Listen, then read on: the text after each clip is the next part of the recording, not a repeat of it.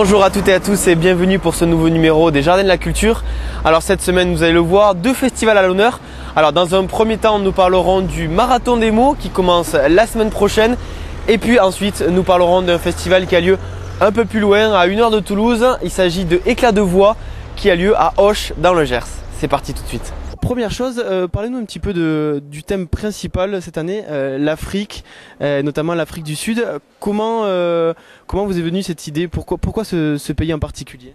Alors, depuis 3 ans déjà, on avait lancé cette nouvelle direction du marathon, a voulu travailler sur les rendez-vous des Suds, en invitant la première année en 2008 Alger, pour fêter l'Algérie et ses écrivains. Et la deuxième année, c'était Alexandrie Le Caire, avec un important plateau d'écrivains égyptiens qui étaient présents. Et cette année, on a voulu donc aller un peu plus loin et traiter comme pays invité l'Afrique du Sud. C'était un triptyque comme ça qu'on avait annoncé il y a 3 ans déjà, sans du tout penser à la question de la Coupe du Monde. Et donc voilà, cette année, ça tombe très bien parce que il y aura une actualité énorme autour de ce sport. Mais l'envie de parler de l'Afrique du Sud, c'était aussi parce que c'est un pays assez méconnu au niveau de ses écrivains, au niveau littéraire, et parce que ça parle aussi de toute cette histoire du pays, économique, politique, qui fait que sa littérature soit méconnue aujourd'hui. Et notre envie, c'était de le présenter, de le faire connaître au public du marathon. La beauté, dans le thème philosophique, vous pouvez nous en dire un petit mot aussi, qu'est-ce qui va être dit là-dedans? Alors, on a choisi la beauté avec Martin Legros, qui est rédacteur en chef adjoint de Philosophie Magazine, qui est notre partenaire, parce qu'on a voulu commencer par une thématique qui est assez facile, qui peut attirer tout le monde. Parce qu'en général, les gens, ils sont un petit peu effrayés, entre guillemets, par tout ce qui est philosophique. Ils se disent, ah là là, ça va être lent et ennuyeux. Mais on a eu envie de leur montrer qu'on peut assister à des lectures, à des débats de philosophie, et que ça peut être très agréable, comme c'est le cas pour les textes littéraires ou la poésie ou toutes les autres lectures qu'on organise au marathon. Et donc la thématique de la beauté cette année, d'un côté c'était ce moyen de toucher le public et de l'inviter à se lancer et à être curieux, à écouter des textes, par exemple comme des textes de François Tchang sur 5 méditations sur la beauté, des textes de Platon, mais aussi des textes de philosophes contemporains comme Pascal Bruckner, David Le Breton et François Julien. Un petit mot sur le polar et les romans noirs, là aussi une programmation assez riche. Une programmation assez riche, vraiment grâce à la collaboration importante qu'on a eue avec Pascal Dessin. Et il a eu une carte blanche pour inviter vraiment tous les écrivains qu'il aime beaucoup. Et nous, on a complété par des envies qu'on avait, nous, de faire des hommages à des écrivains disparus comme Frédéric Dard, Jean-Claude Izzo et Thierry Jonquet. Et lui, Pascal, donc, il nous a proposé ses écrivains préférés comme Deon Meyer, Caril Ferré et Louis-Ferdinand Després, qui sont aussi des écrivains de polar sud-africains. Donc, qui vont être lus. Deon Meyer sera lu et présent, et avec Pascal Dessin, on a aussi voulu montrer un petit peu la richesse de la production éditoriale régionale avec les éditions TME, avec des écrivains comme Hélène Dufaux, Benoît Sévrac, qui vont être lus par Marine Collet, Alain Piala et plein d'autres lectures à la Cave Poésie. Deux petites choses pour terminer. Concernant les éditeurs, c'est les éditions Gallimard qui sont mis à l'honneur avec la présence d'Antoine Gallimard. Là aussi, vous pouvez nous en dire un petit mot? Alors, Antoine Gallimard, il succède à Teresa Crémisi, qui était notre éditrice invitée l'année dernière. Et Antoine Gallimard, son catalogue est immense. Il a publié les plus grands écrivains. Et aujourd'hui, il est le PDG des éditions Gallimard. Et c'est quelqu'un qui a voulu venir avec ces écrivains qui lui tiennent le plus à cœur. Et il a voulu amener vraiment la plupart d'entre eux. Et donc, on reçoit Boalem Sansal, Mona Ozouf, Alban Cerisier, Daniel Pénac, Philippe Dian, beaucoup d'autres écrivains qui sont vraiment tous détaillés et cités sur le site du marathon. Et l'envie aussi d'Antoine Gallimard de s'engager en nous offrant cette lecture de correspondance de son grand-père, la correspondance que son grand-père Gaston a eue avec ses écrivains. Et ça promet d'être un très beau moment, et cette lecture sera faite avec Daniel Mesguich. Bon, et enfin, dernière chose, on va parler un petit peu de la littérature jeunesse. Voilà, là aussi, vous pouvez nous en dire un petit mot pour conclure? Alors pour la littérature jeunesse, il y a de très importantes, très jolies propositions des compagnies comme la compagnie Paradis Éprouvette. On travaille beaucoup avec Marc Fourou sur le dispositif sur la place du Capitole qui va être un jardin de philo avec des lectures familiales, et il fait aussi des lectures et des spectacles pour la jeunesse à la médiathèque José Cabanis. On travaille également avec Éric Vanel et la compagnie Folle Avril au théâtre du Grand Rond, qui vont présenter des lectures jeunesse au théâtre, et aussi ils participent au Marathon Polar en organisant une lecture à 23h59. Voilà, donc comme promis, après notre première partie consacrée au Marathon des mots, on passe tout de suite au festival Éclat de voix. Explication sur ce festival. C'est quand même déjà la 13e édition, mais qu'est-ce que le festival Éclat de voix, en quoi ça consiste? Festival Éclat de voix, comme le dirait son nom, hein. Éclat de voix, c'est la voix dans tous ses éclats, quel que soit le genre, quel que soit le style. C'est un festival qui est consacré à tous les artistes et à tous les genres de musique qui nous émeuvent, et la voix en est le fil conducteur. Alors ce qui veut dire que quand je dis tous les genres, tous les styles, c'est que nous n'avons pas fait le choix d'être un énième festival de musique classique, ou un énième festival de jazz vocal, ou d'art lyrique, ou de musique de monde, ou de variété. En fait, je pense qu'Éclat de voix est au-delà de tout ça. Et étant au-delà, peut-être qu'il est même en fait tout ça à la fois. Et c'est ce qui nous intéresse avec cette volonté de décliner la voix dans tous ses éclats, avec 3 règles que nous nous étions fixées dès la création du festival: l'originalité, l'excellence et l'éclectisme. Et finalement, ces programmations autour de la voix tournent toujours autour de ces 3 thèmes, et c'est notre obsession. Que ce soit original, mais bien sûr que ce soit parmi les meilleures voix dans les styles du moment, et que ce soit éclectisme, parce que le plaisir n'a pas de chapelle. Alors justement, on va revenir à proprement parler sur la programmation de cette année.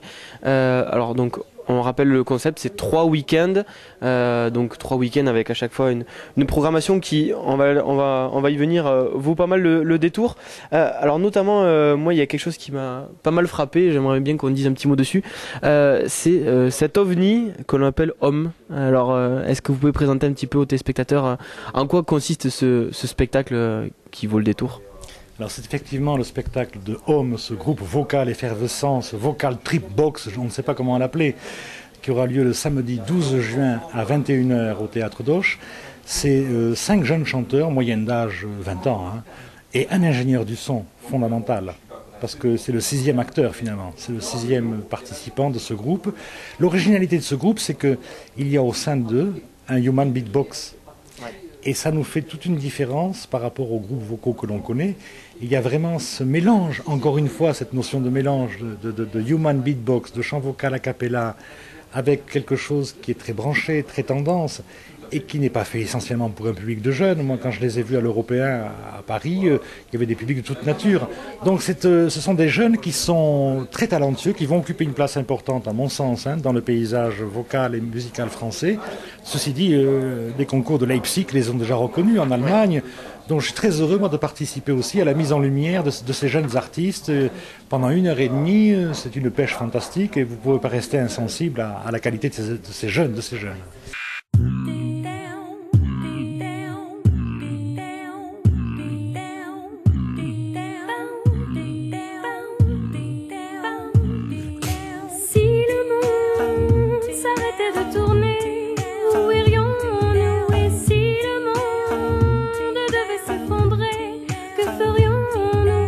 Alors ça c'était pour le premier week-end. Sur le second week-end, moi j'aurais voulu faire un petit coup de projecteur aussi. Alors là c'est un petit peu dur parce qu'il y a vraiment 2 choses qui moi m'ont particulièrement touché, enfin sur un petit peu ce que j'en connais. Alors on va commencer par le spectacle de Michel Bernard, qui je crois en plus vous tient particulièrement à cœur, qui s'appelle Des nuits noires de monde. Alors Michel Bernard, un peu méconnu du grand public, mais pourtant une voix quand même exceptionnelle. Ah oui, Michel Bernard, c'est la chanteuse française par excellence. Vous savez, la chanteuse, alors à texte, c'est pas tout à fait comme ça qu'il faudrait le lire, mais avec son accordéon, c'est aussi la gouaille parisienne, c'est la beauté des textes, c'est une voix tout à fait reconnaissable.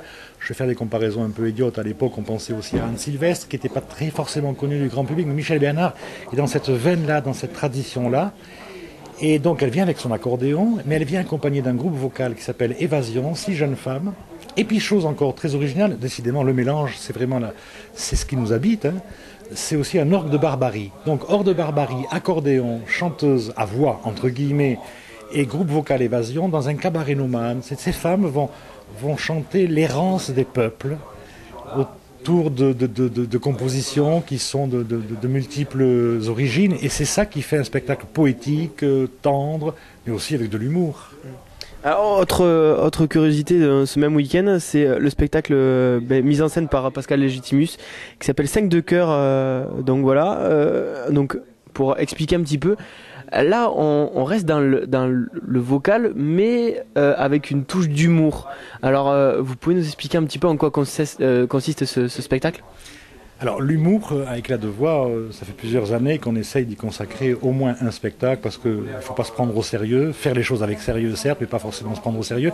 Et 5 de cœur, là comme son nom l'indique, sont 5 chanteurs, mais issus de grands ensembles réputés dans le monde de la musique, qui ont décidé de faire des parodies.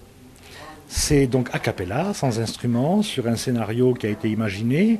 Vous allez passer très rapidement d'arrangements, de tubes populaires à des parodies d'air classique, avec c'est vraiment un éclat de rire. C'est éclat de voix qui aiment les éclats de rire. Et on s'attend toujours soit à écouter des artistes, des solistes, des ensembles vocaux dans des répertoires, parfois variés. Mais là, il y a une volonté d'humour, une volonté de rire, qui se fait par la situation, par les textes aussi, mais par les chants eux-mêmes, parce que parfois vous commencez quelque chose qui rappelle quelque chose de plus. Vous voyez, laissez passer laissez la fameuse chanson de Régine, laissez les petits papiers.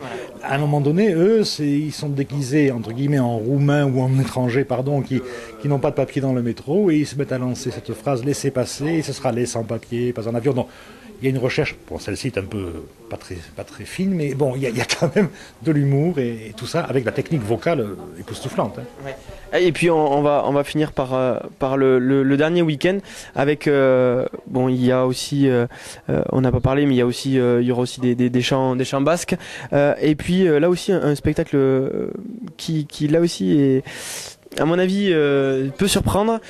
Donc c'est Musica Nuda, donc voix et contrebasse, un duo magique. Ah, je crois que vous avez employé le mot. Petra Magoni, voix, Ferruccio Spinetti, contrebasse, 2 artistes italiens. Dans ce spectacle effectivement qui s'appelle Musica Nuda, et ce titre veut bien dire qu'on met la musique à nu.